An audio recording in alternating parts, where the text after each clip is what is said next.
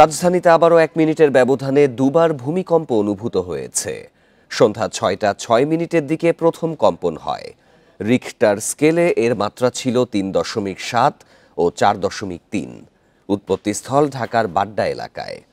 এর আগে নরসিংদীতে 3.3 মাত্রার ভূমিকম্প হয়েছে।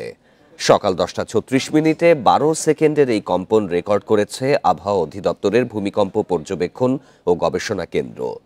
মৃদু এই ভূমিকম্পের উৎপত্তিস্থল নরসিংদীর পলাশে। এতে কোনো হতাহত বা ক্ষয়ক্ষতির খবর পাওয়া যায়নি। এর আগে শুক্রবার সকালে রাজধানী সহ সারা দেশে আঘাত হানে 5.7 মাত্রার ভূমিকম্প। এর উৎপত্তিস্থল ছিল নরসিংদীর মাধবদীর কাছে 10 কিলোমিটার গভীরে। এতে অন্তত 10 জনের মৃত্যু হয়েছে। এর মধ্যে নরসিংদীতে 5 জন, ঢাকায় 4 জন এবং নারায়ণগঞ্জে 1 জন মারা গেছেন।